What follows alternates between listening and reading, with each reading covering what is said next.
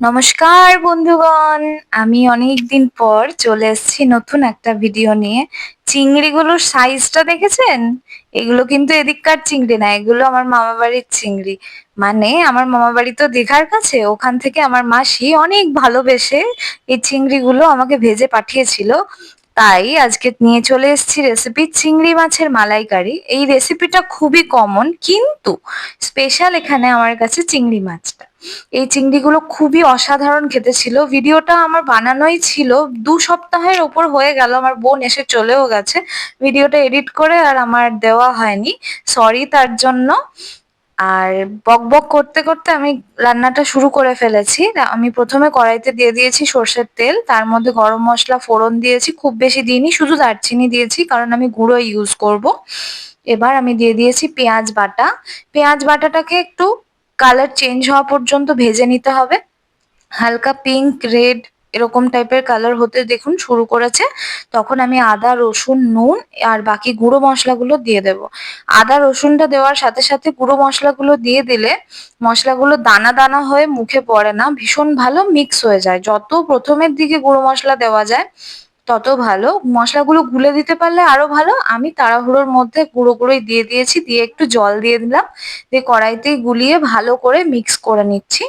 এবার মশলাটাকে ধিমে আঁচে কষাতে হবে। এখানে চিংড়ি মাছের দেখুন স্পেশালি তো কোনো কিছু কষাকষি নেই, ভাজা আছে, তো চিংড়ি মাছ বেশি টাইম লাগে না, কিন্তু টাইম যেটা লাগে সেটা হচ্ছে মশলাটা। আমরা ভাবি মশলাগুলো বাটা তো ইজি, কিন্তু বাটা মশলা কষাতে কিন্তু বেশি ডিফিকাল্টি লাগে, না হলে কাঁচা গন্ধ চট করে যেতে চায় না, কারণ ওপর থেকে বোঝা যায় না সেটা যে কষা হলো না হলো। যাই হোক, তেল ছাড়া ছাড়া হয়ে গেছে, এবার আমি দিয়ে দিলাম টমেটো বাটাটা। একটা একটা করে মশলা কষা হলে আরেকটা মশলা দিলে তখন ব্যাপারটা আরো ভালো, সবগুলোর টেস্টটা একটা একটা করে খোলে আর কি, মানে খুব খেতে বেশি স্বাদের হয়। তাই আমি আদা রসুনটা কষা হওয়ার পরে দিয়ে দিলাম টমেটো বাটাটা।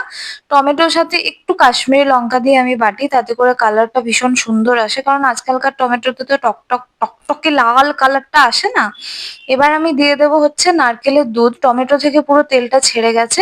নারকেলের দুধের এটা আমি সেকেন্ড বার ছেঁকে যে পাতলা দুধটা বেরোয় সেটা দিয়েছি, কারণ আমি ঘন দুধটা দিয়ে গ্রেভি বানাবো। এই দুধটা আমি জলের বদলে ইউজ করলাম, যাতে করে মশলাটা সুন্দরভাবে কষে যায় নারকেলের দুধ দিয়েই। এতে ফ্লেভারটা অসাধারণ আসে, করে দেখবেন। অনেকেই হয়তো করেন, আমি আমার মতোই, কিন্তু যারা করেন না তারা একবার করে দেখবেন।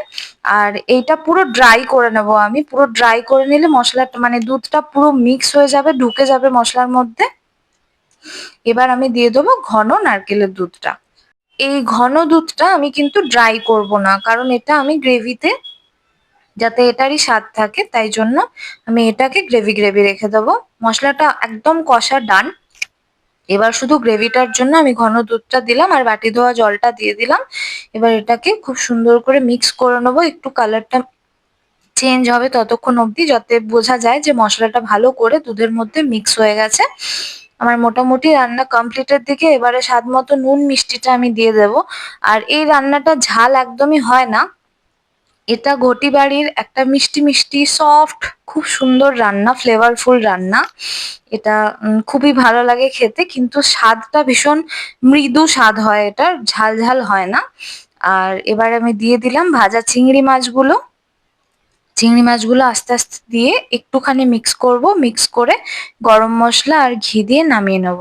চিংড়ি মাছগুলো না ভীষণ সুন্দর ছিল, মানে তার আগের দিনই আমার বোন নিয়ে এসছে এগুলো ভেজে, অত দূর থেকে আনা হয়েছে, তবুও পরের দিন আমরা খেয়েছি, এত স্বাদের ছিল চিংড়ি মাছগুলো যে আমরা মানে প্রথমে দুপুরেই তিনজনে শেষ করে ফেলেছি। রান্না আমার শেষ হয়ে গেছে, এবার গরম মশলা আর ঘি ছড়িয়ে একটু ঢাকা দিয়ে রেখে দেবো, যাতে গন্ধটা পুরো রান্নাটার মধ্যে ছড়িয়ে যায়। ব্যাস, রান্না ডান। আর কি চাই, এবার ভাত নিয়ে বসে পড়লেই হলো।